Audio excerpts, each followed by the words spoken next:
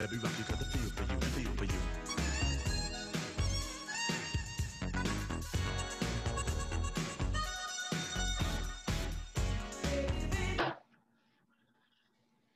Hello, everyone.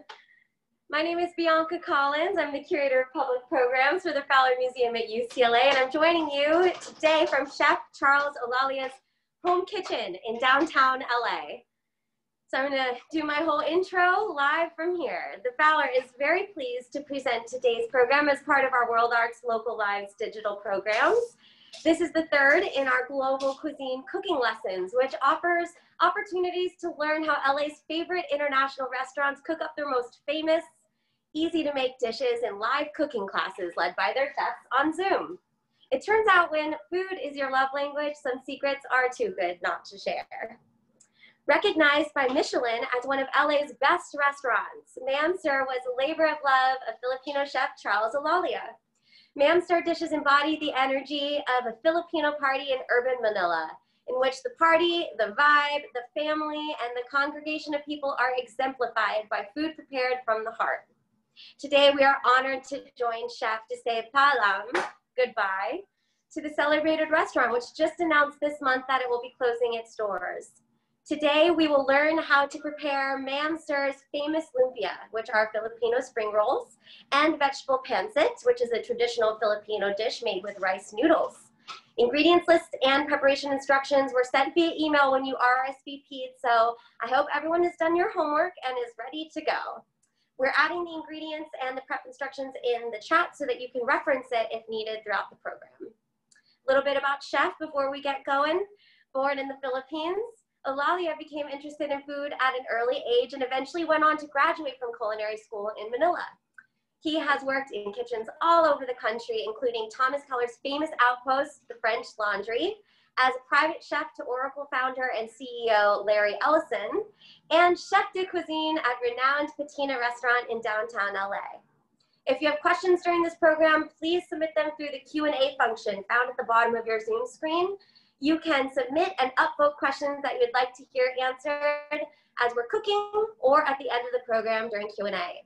Also, due to the nature of Zoom webinars, we can't see your lovely faces cooking this delicious food. So Chef and I encourage you to show off your progress on Instagram or Facebook and tag us at Fowler Museum and at Mam Sir LA. That's MAAMSIRLA.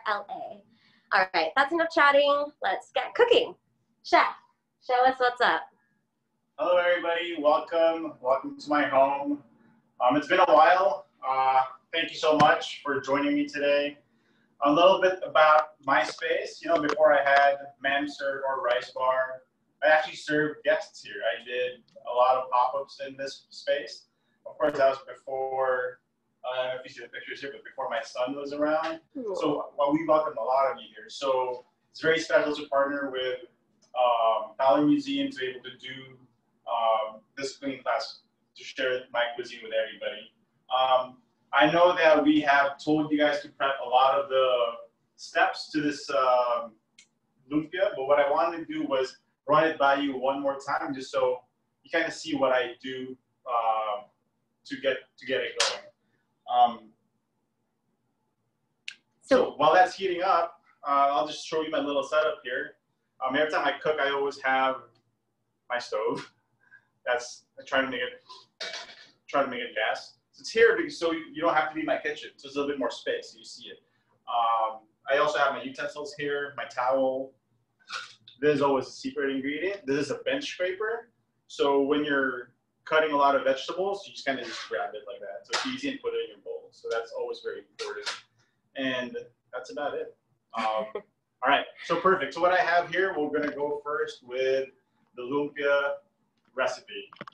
Okay, so I have here is the cornstarch, the sugar, the soy sauce, the whoop. Here we go, back in There you action. go, back again. The sesame oil. So I'm just gonna mix it all together. The thing about this is that you have to add the cornstarch in the very end. If you add the cornstarch first and you add all the liquids, you're gonna end up with a very, not a very good mixture. So even if there's just very small amounts of stuff there, there's still somewhat of a rhythm to the madness, you know. What I'm gonna do is I'm gonna quick stir, and the cornstarch comes in. So what this does is, see the consistency? So what this does as a marinade, of course, it gives the salinity of, it gives salinity to your meats, to your proteins. And the cornstarch, what it does is actually holds the moisture. You know, when you cook meat, you always have all those juices come out. So having it marinate like this for at least 30 minutes normally, so as it cooks, it retains that juice and you end up with a very nice stuffing, you know? And then the shrimp, I don't know if you've been to dim sum, but I really love coarsely chopped shrimp. So there's like different textures to it, you know? So you're not just like biting to a puree of smooth shellfish. So I see the different pieces there. So everything about our cuisine is all about textures. You know, you have to enjoy the texture since, you know, Filipino cuisine, there's not a whole lot of spices. So we try to make up for it with our beautiful personality. So here we go. So my pan is already heating. So this is a wok, you know. And what are you putting in it? That's just oil. Vegetable oil or olive oil? Peanut oil. Peanut oil. And what are you putting in there? so that is the cabbage. The cabbage, I will just like saute it a little bit. That's the cabbage and the, what is that thing? The green onions. Okay, and then that's going. Someone wants to know how hot it should be. I don't know if they saw it, but it has to be very hot. You want it to be like smoking. You know, if they saw, because all this is very fast cooking, so you want it to be very, very hot. And again, since we're dealing with cabbage here, it releases a lot of juice. So if it's not a whole lot of, sorry, my bottle's not working. It already smells so good. So if it's not hot enough, it's just gonna steam and it's gonna pool. So what you want is extremely hot and extremely fast. So we're cooking with red cabbage. So wondering if that's a break-in situation. No, that's totally fine. As long as it's hot. And I don't know if you see like how big my pan is and how much I have in there.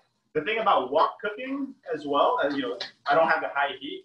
But one thing that you need to know is if you're using this, you can't overcrowd your pan. You know, you can't be like, oh, I have this big pan, let me just fill it up as much as I can and let it boil down. No, it has to be, everything has a purpose, you know? So you see how it's starting to soften up? Now we're gonna add the carrots. The reason why we do that is carrots also has a lot of, especially grated carrots. I'll get into that in a second. Ooh, yeah. And that's it, and you just dump it there. Okay, let me get back to the grated carrots. So I will just clean this up a little bit and put everything in this pan. And I'll try to get this hot again. So grated carrots, since you're using a very coarse blade to get these very fine strands, you tend to release the juices of the carrots. So what that does, if you put that initially to what you're cooking, it's gonna make everything turn yellow or orange. I like to put it at the very end, so when there's already, pan's already hot, some of the stuff that you're trying to cook has already been cooked off.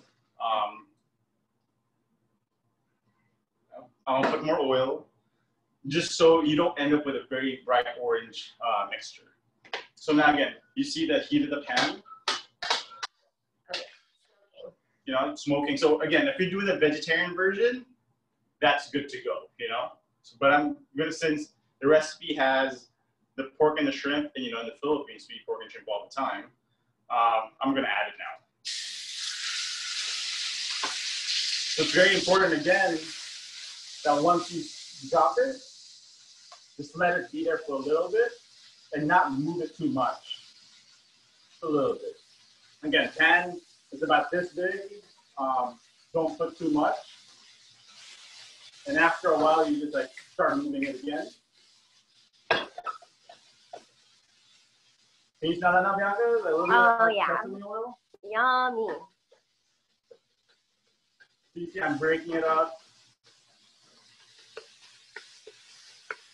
Again, this is you're pre-cooking this again. This is a stuffing. Normally, I would just go like not fully cooked, but today we'll do it fully cooked. This is all preference, yeah. Why would you do it not fully cooked? Again, just for Texas, for example, in the restaurant, we would do partially cooked, just so you can control the juiciness still, you know. Oh, I see. You cook it when it's made to order. Yeah. Yeah. Oh, so you're mixing the shrimp and the pork. Yeah. Oh, I didn't see that coming. So with the shrimp, of course, how do you know if the shrimp is cooked? You know it's cooked when it turns orange, right? So then just gonna wait for that. So by the time all this is done, we'll be ready.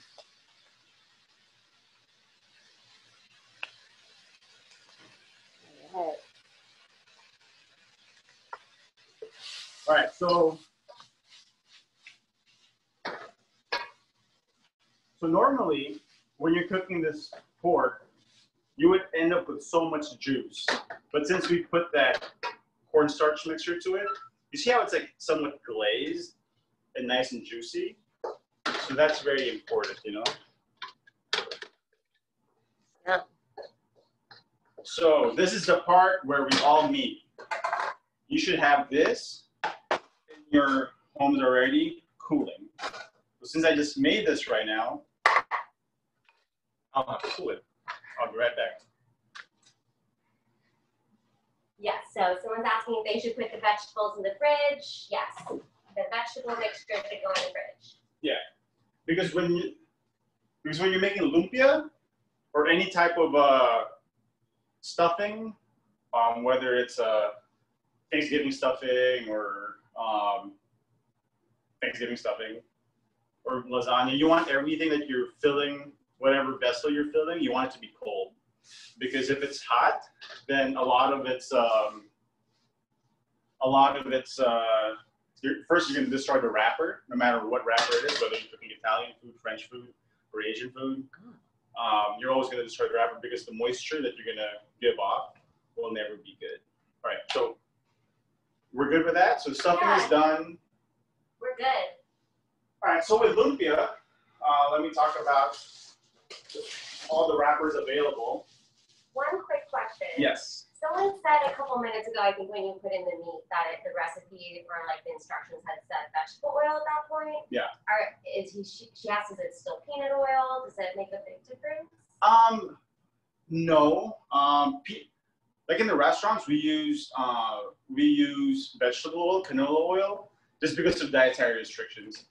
In Asia, we like to use soybean oil or peanut oil, just because of its high heat point, meaning like you can heat it up without the oil tasting too burnt. But it doesn't really matter. Like nowadays, canola oil for everything is muy bueno.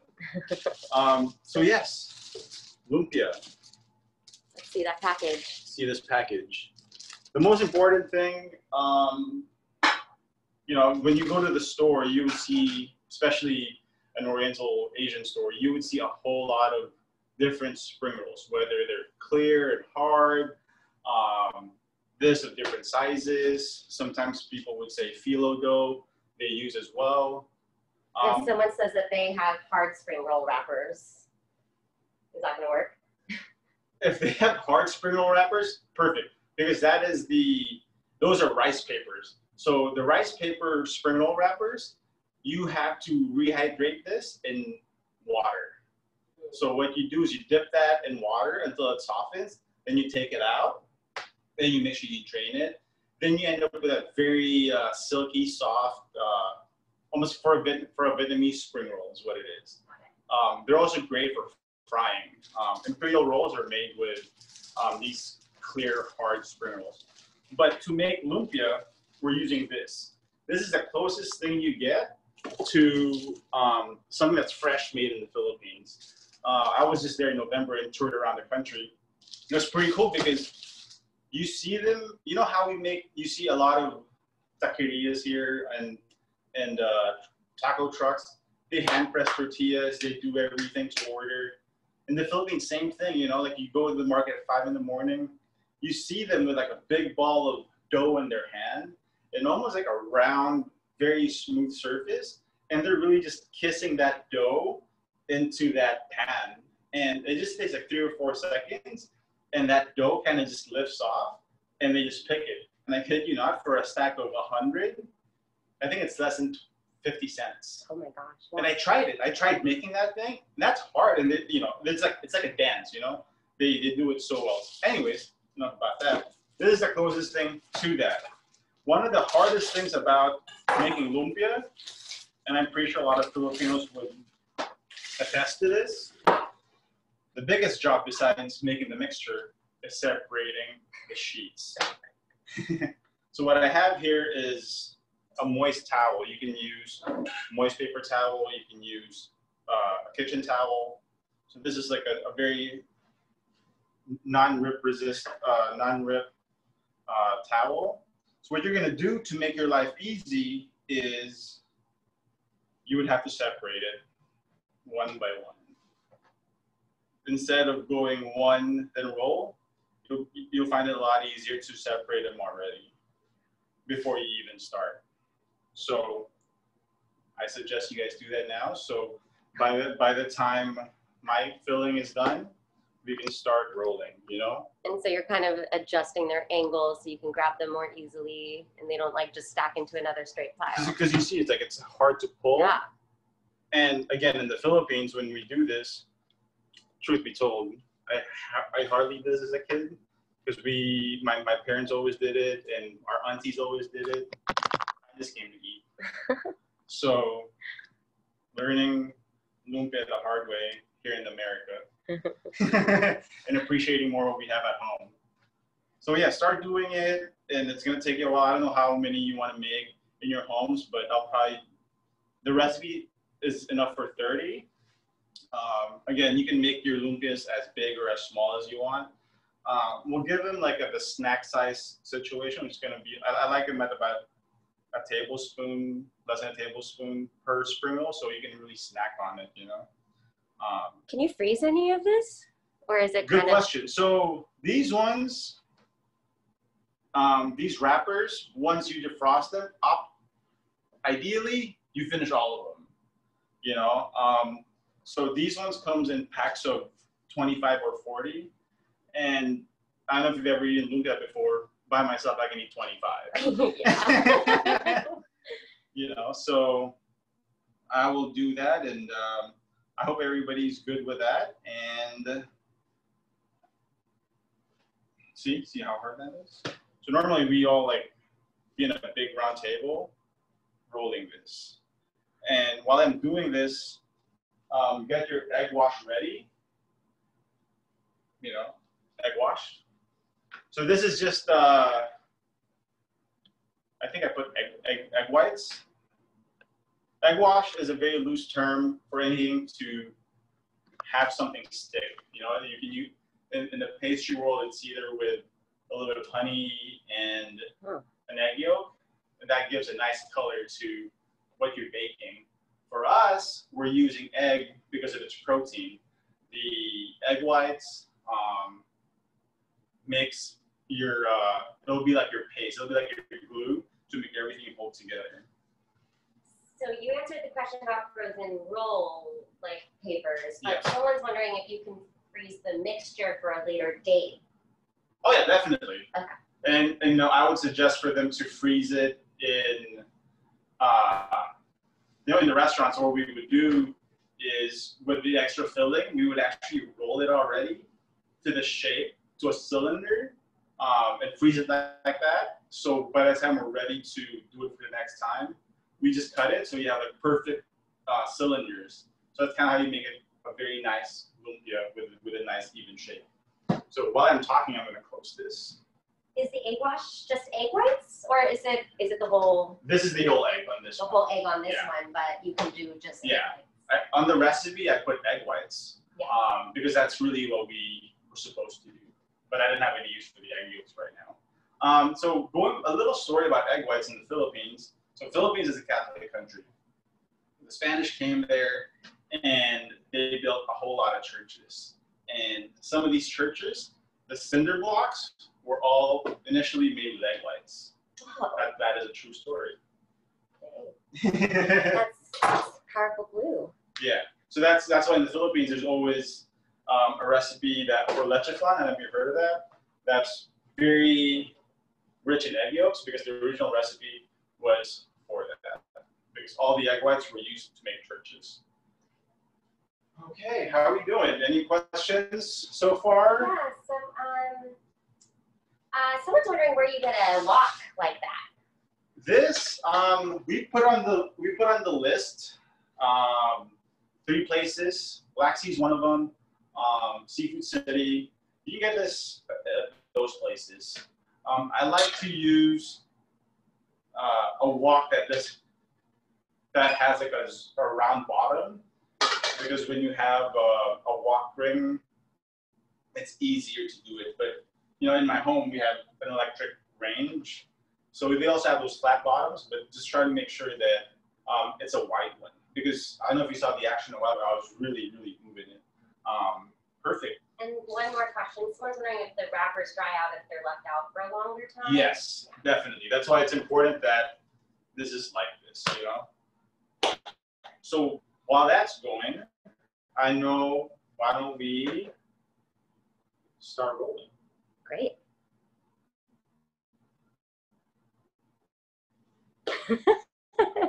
Yeah, let's start rolling, and then we'll do the pancit after that. So this is the ultimate cross-utilization of ingredients. You know, like the past 6 months, I've been home here, and you know, cooking every day for the family is tiring. You know, you just end up being in the back of essentially the back of the house, in the kitchen all day, like cleaning, wiping down, and whatnot. So that's why we're doing pancit and lumpia, because it kind of uses the same ingredients, you know, with the vegetables, and you get 2 dishes already. And we're only just using 1 pan. Okay, perfect. So I will get the ingredients now to make the lumpia. Awesome. Right? I'll be right back. How are you doing? We're doing great. It is 5:24. All right. Got 30 solid minutes left. Yeah, perfect. All right. So I don't know if you heard what I was saying a while ago, but there's many different types of woks, you know. So this is the other wok where it has like a wooden thing. Initially, it had a nice wooden handle here. Do not buy that. Obviously, you see what happens. It just burns down. Not much left. The most important thing about frying at home is having the right oil and frying at the right temperature. I don't know if you guys see my little trap in here. There's a candy thermometer that tells me what temperature I'm at. But one trick too is, it's probably not the safest, but just dropping a little bit of water there, and if it burns you, then it's ready. Chef, that is bad advice. No one do that. But really, how do they know if they don't have a temperature stick? Is that the only way? With the water? You can put this. You see, so this is, we want to fry it with 350, right? 350. So this is at 320 right now.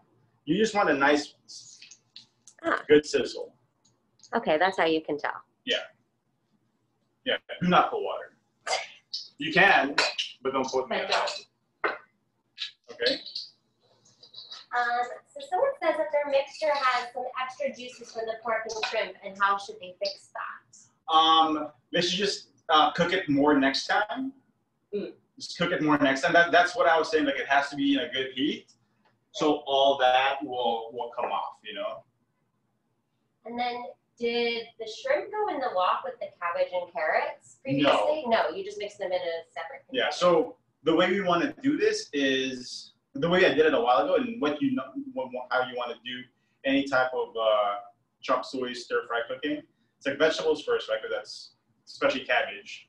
And then if you're using meats, I cook it in terms of how fast they cook. Since it's pork and shrimp, I did pork first because it takes longer for pork to be fully cooked as compared to shrimp. So that's how that goes. And then what kind of oil is in the wok right now? Here is canola. I use canola here. Canola oil. Yeah. Are we good? Yeah, 3 people had that same question, so we just knocked 3 out of the park. Yeah, perfect. But yeah, for frying, canola is always good, you know, just so you don't end up with so many, obviously, space is not big for me over here. So I try to reduce my line items of when I go to the grocery shopping to what is essential, you know. So I use my canola oil to make salad dressings, to saute whatever stir fry I do, and then I have my olive oils to finish. And here we go. So I have my stuffing ready. Are you guys ready to roll? Are you guys ready to do this? We're ready. I will roll in multiple ways. Now let's take this off. So it's clean.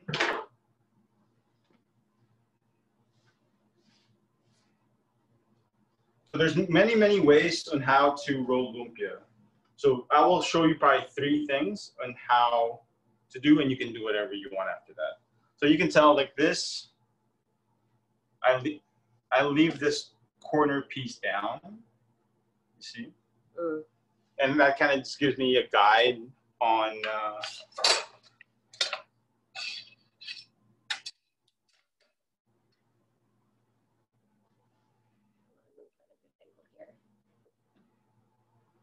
about tablespoon, right? Teaspoon, tablespoon. What did I say? Teaspoon, tablespoon? That looks like a tablespoon. Good, you're paying attention. So I like to have this overhang because it gives me up right away a good slack. Very important with spring rolls is you gotta push it back. Every time you roll it, you're like rolling it to make it tighter. Tight. Because again, with spring rolls or anything stuffed, you don't want any air pockets. That's the last thing you want, you know? So now I've rolled it a few times, and I will put this like this. So it kind of self-seals itself. Then you put the egg there.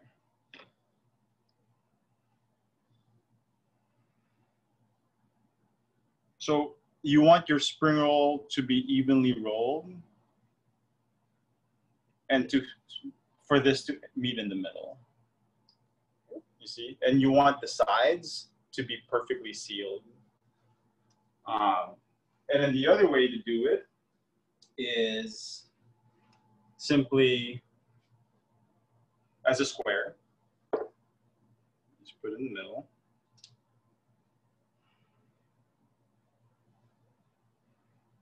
You see how I'm like adjusting it to be a perfect cylinder?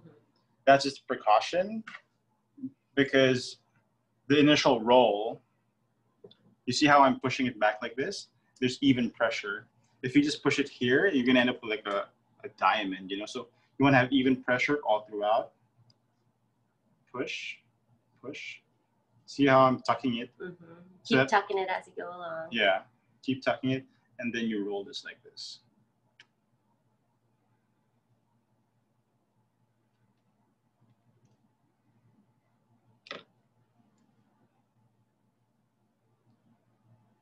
You know, so it's really like however you want it, but it's very important that it's sealed and this is sealed. So do these different styles of rolling have names? No, it's just really all preference. Right.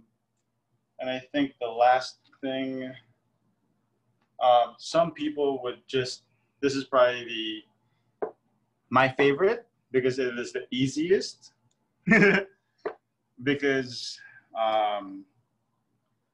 it's like rolling a cigar where you don't have to close the ends anymore, you know?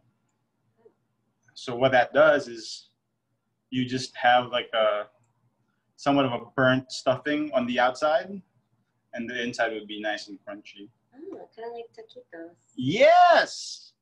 Exactly. So again, very important to pull.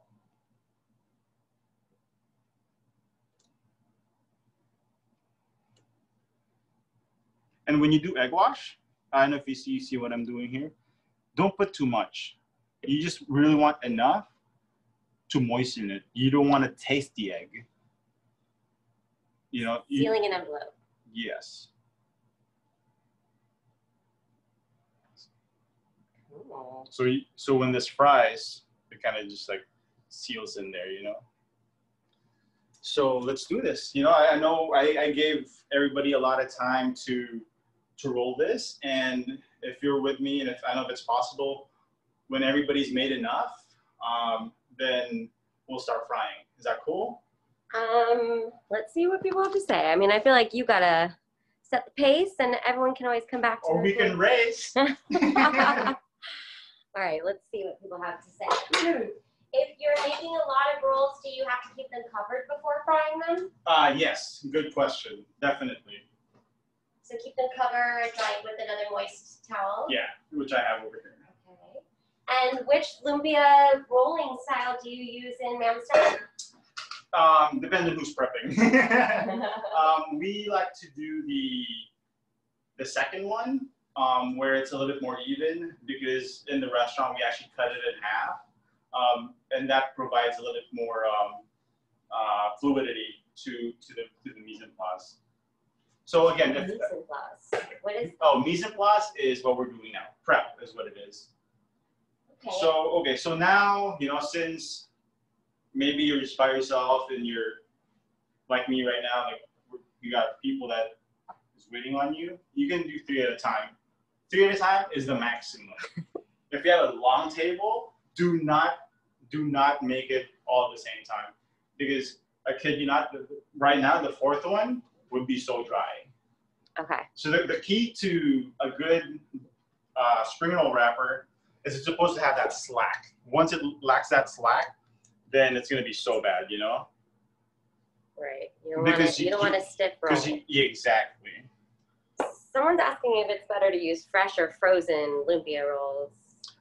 These ones are always frozen. Okay. These are always frozen. If you see this not frozen and they're selling it to you, run away from that store. That means they're not selling you good stuff. This has to stay fresh.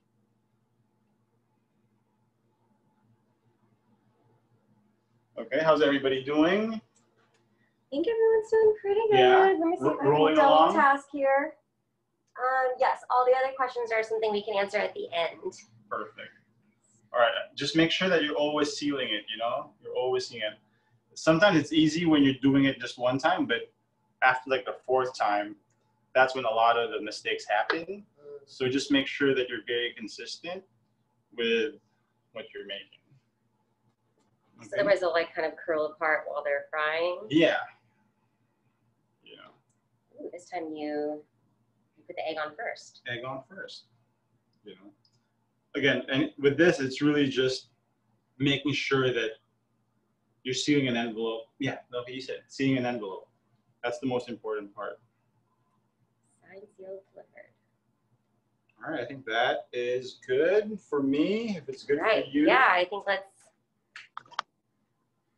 Good for me, good for you. Let's do it. All right. All right, so let's fry. Is everybody's fryers on, by the way? Yeah, everyone's I fryer hope so. should be on.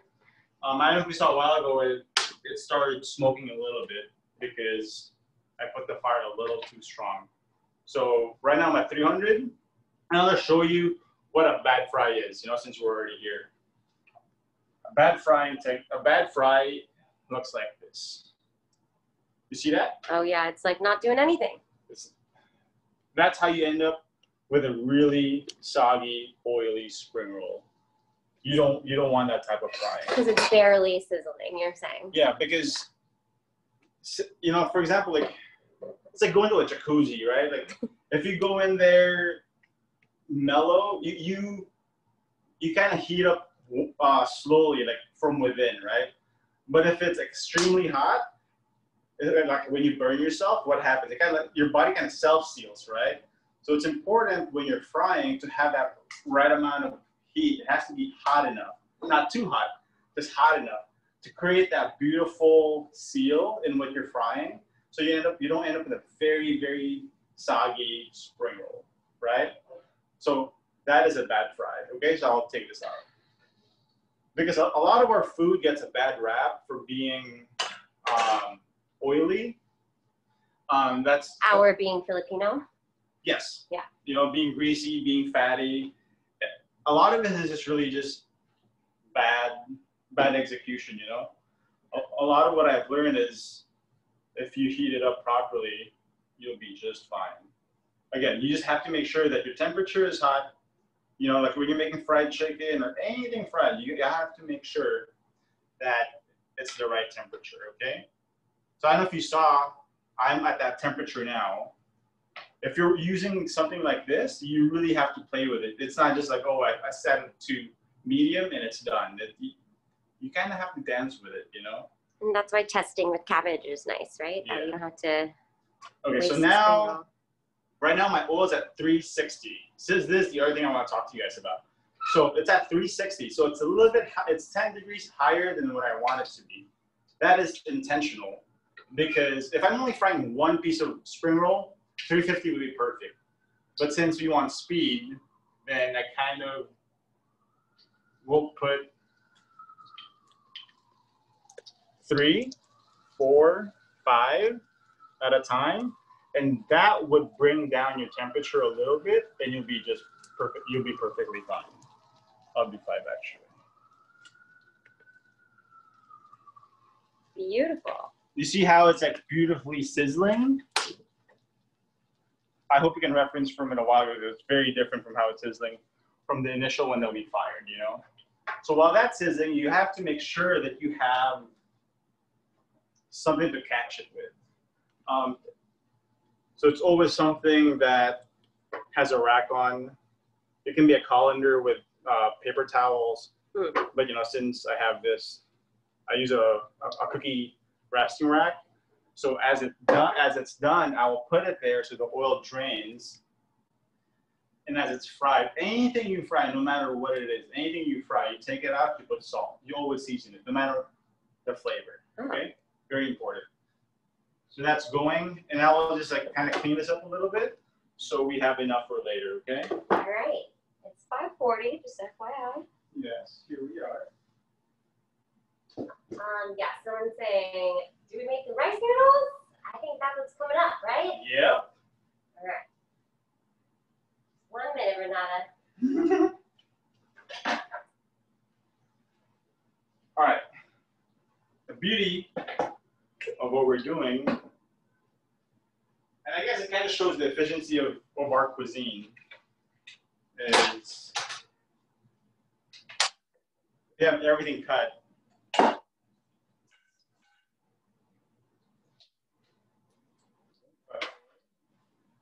We're going to use this pan again.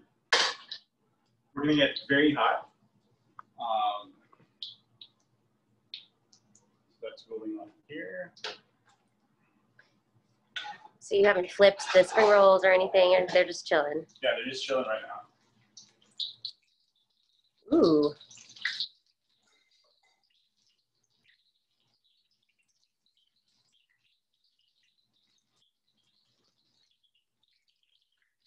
The color.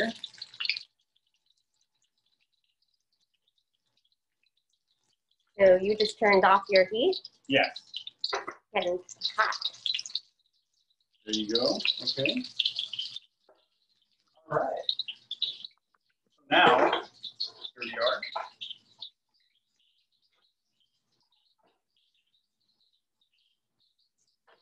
Are your spring rolls going? Good? Yeah, we're not getting a lot of questions, which is a good sign. Someone's saying, how long do the spring rolls cook in the oil? I would say 4 to 5 minutes, you know, at the right temperature. But your main indication, as long as your oil is hot, your main indication is the color. That's all. everyone's already prepared their veggies, so you're just getting Yeah. yours going. This is the half head of cabbage.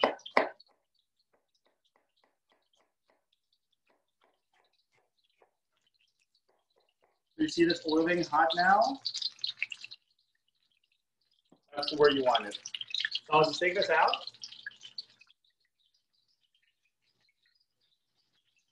See the color? Beautiful. Mm.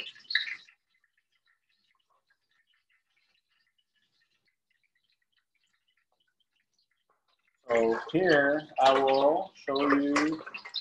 So it's out, and we will put the salt. Okay, perfect. So this other wok here is getting what kind of oils? It's canola? This is canola, yeah. Right? Again, very hot. And cabbage. Same way we started the lumpia. Yep.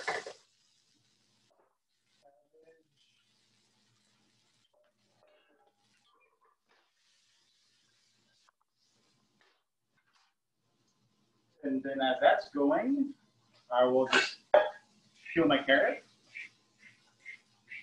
So we have essentially 10 minutes to make this dish, and we're gonna make it. Are the wrappers rice-based? No, it's meat. No, it's meat. All right. The hard ones,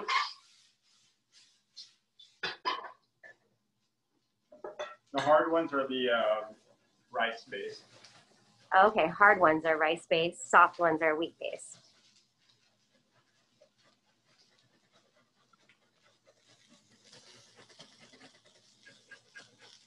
So I'm just grating the carrots. This is a great, like, 5-10 minute meal, you know, when you just wake up, do it, done. Time fit for breakfast. Yeah. Oh. The beauty of what we're doing is you want to make sure that there's, I don't know if you can see this, Bianca, like the color's there. It's getting brown. It's getting brown, so that's what you want, yeah? Perfect. And I'm gonna, just like what I said a while ago, I always put the carrots last, putting it now. And the celery. It smells so good. Again, it's very, very simple, right? It's just, but it's all about the heat of the pan that makes all the difference.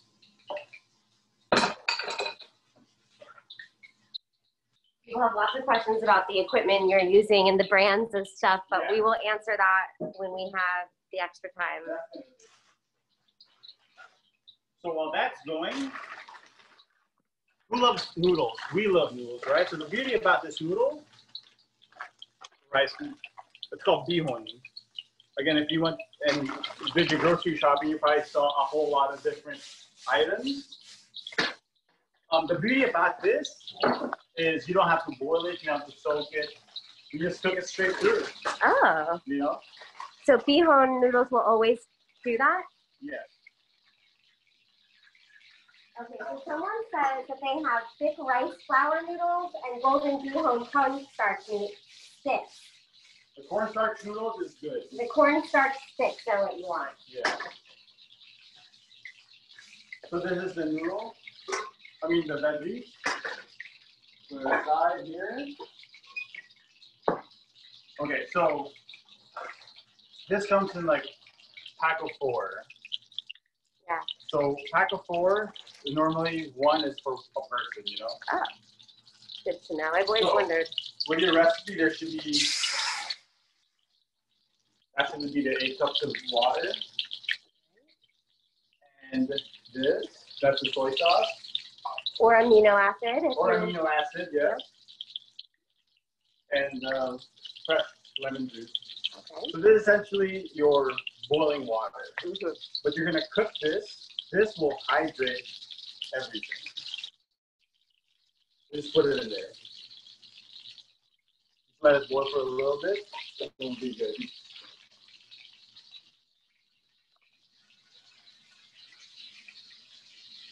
Okay. Boiling.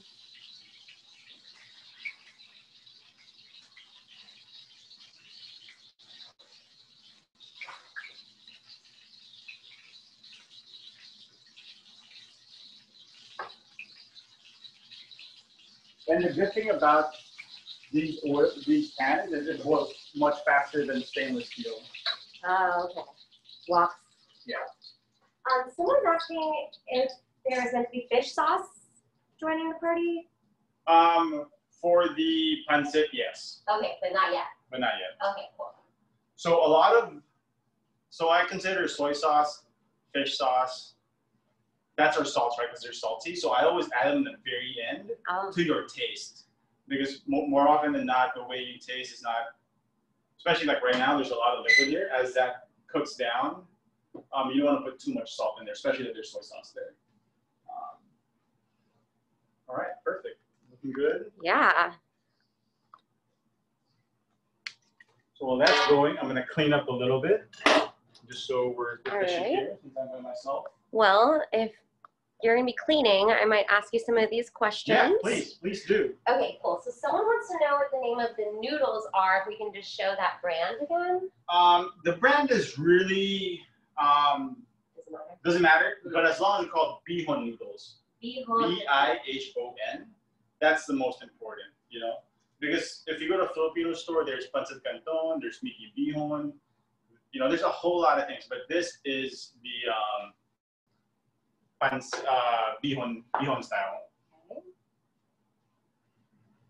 And there are no onions in any of those veggie mixtures. Are there onions in Yes. the dipping sauce? There's onions. There should be onions in the stir fry. In the stir fry, the one that went in the lumpia. Yeah. Okay. No, on this one. There's onions here. Oh, okay.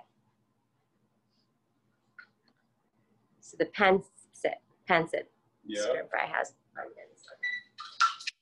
And someone's asking if you can use calamansi instead of lemons. Yes. By all means, please use calamansi.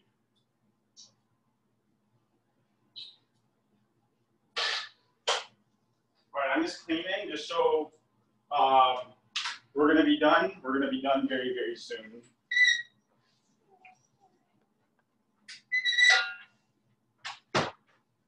Hi, son.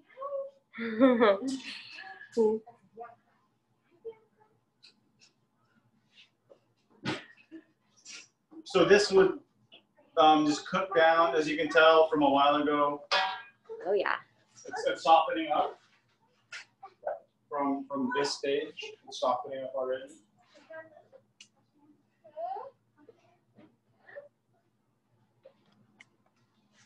Hello. Next to Dee.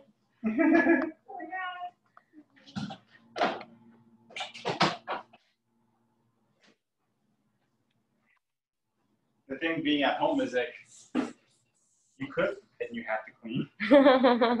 There's no team. Yeah. It's very important to cook as you go, clean as you go. You never want to pile all the dishes in the very end.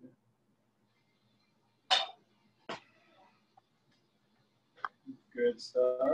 We've got 10 minutes until we can have extra time for Q&A. Okay. Okay, so someone's wondering how long the noodles are supposed to cook. You're gonna cook it until the water's done. So that's the best indicator. Until the water's done? Yeah. So you're gonna cook this liquid until it's completely gone. Oh, so you're just to let it reduce. Yeah. Okay. Okay, so the mixture in the water was water Soy sauce or liquid aminos and lemon juice, right? and lemon juice. Yes. Okay.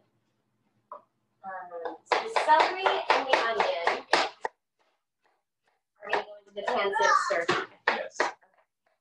So celery and onion go in the pancit stir fry. Yeah. So in your home, you can just cook whatever.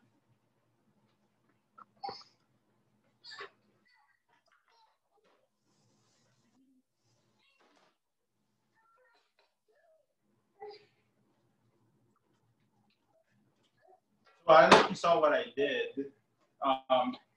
It's already halfway through, and I just added my raw onions there. I like my onions to have a little bit of a bite, but not fully cooked, not raw. So that's what I do. So what that does is, as you reduce, the flavor of the onion gets to the stock, Oh. but you get a good texture to your onion too. Instead of just like stir frying it with this, which is, you know, you can do it as well. Huh. But for us in the restaurant, I'm very big on textures. That's how you get different textures to a good. That's how, for me, a good onion can be. You know, you just have to cook it a little bit differently. So, someone said wok. Is it connected to gas burner?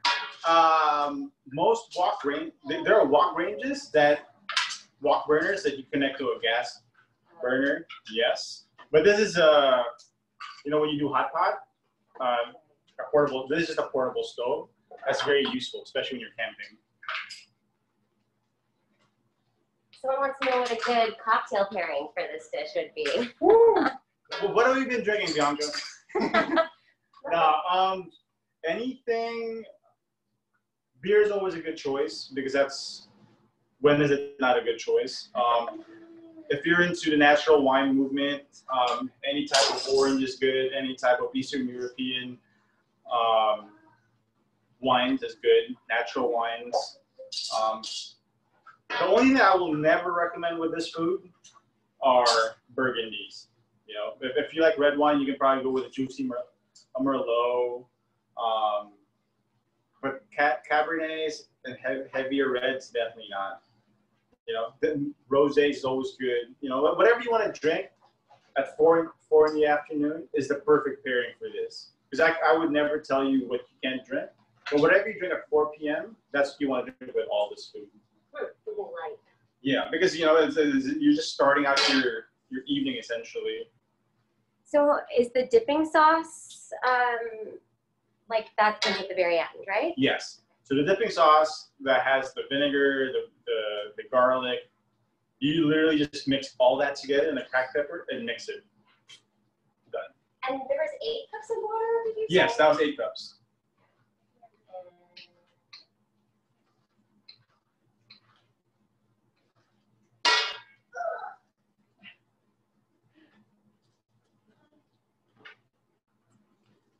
And now that it's almost like fully hydrated, I will just add the rest of the veggies.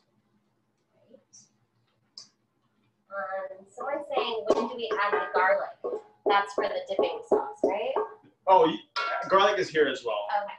Yes. Garlic's in the pancit. Yeah. It's for the pancit and the dipping sauce, 2 garlics. Okay, great. Someone says it makes them miss their mother's cooking.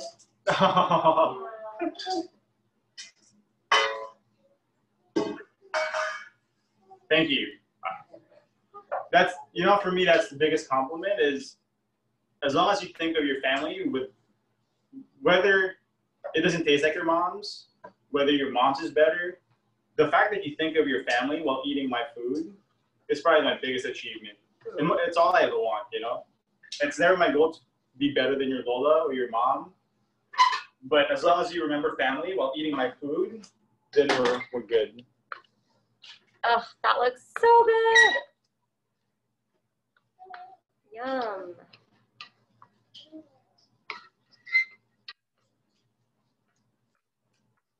Good. You see how everything just rehydrated? And now we'll just get cleaned up. And we got... We got just the nick of time.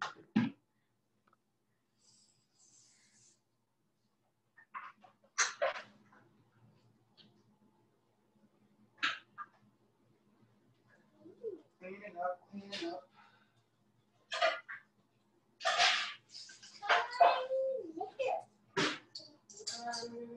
So you want to mix in the vegetables with the noodles, right? Yes.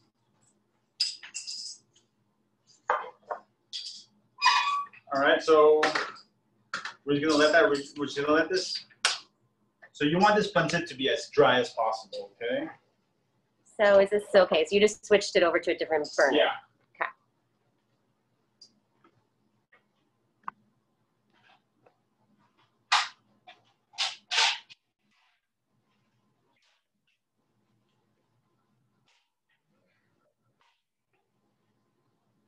All right, so now we plate what we just made.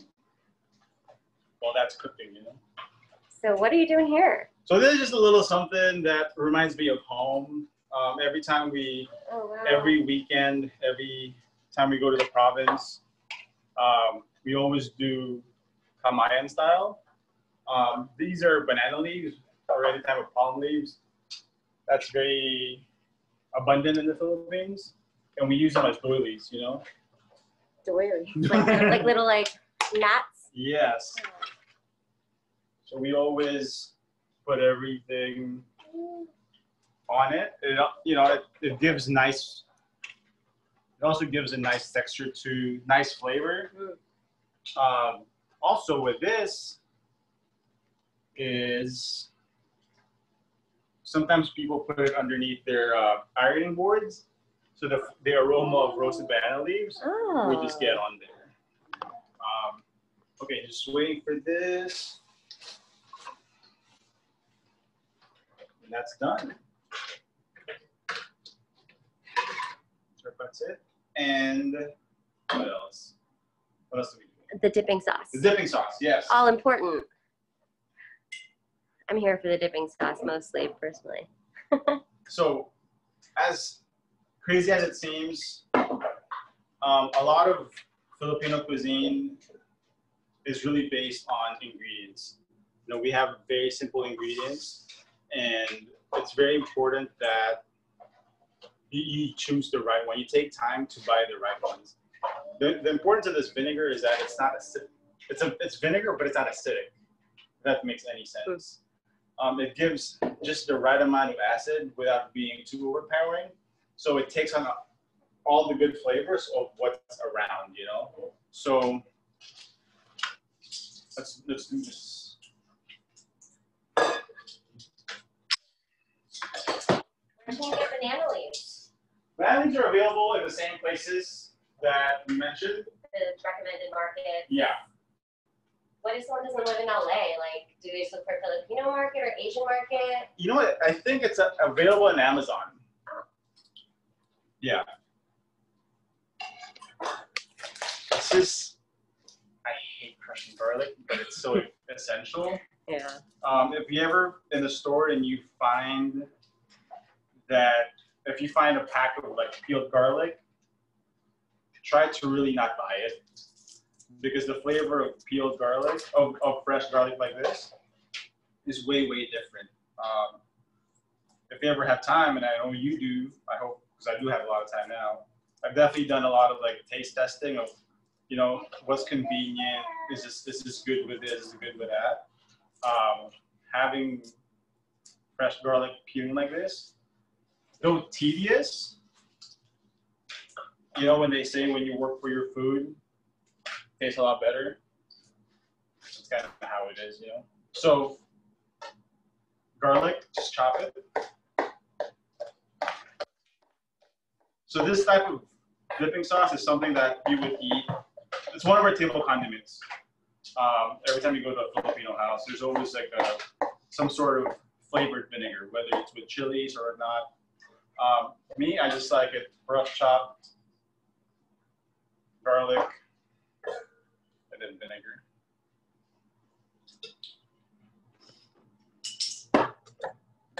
And I'll get the crust. So we had a couple people that had trouble finding the coconut vinegar. Yeah. So if anyone else had difficulty, you said that distilled white vinegar works as a substitute, right? Yes. Awesome.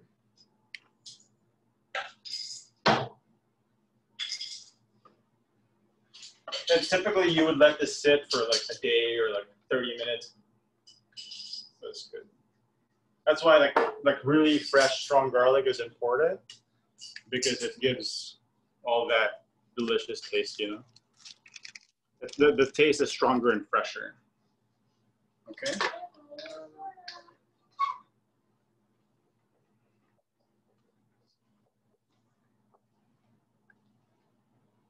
Wow. That's it. It looks beautiful. Thank you so much. Oh, we should taste it. Taste test. You did a great job. That was like an hour on the dot. And now we got time for some Q&A. What do you think, Chef?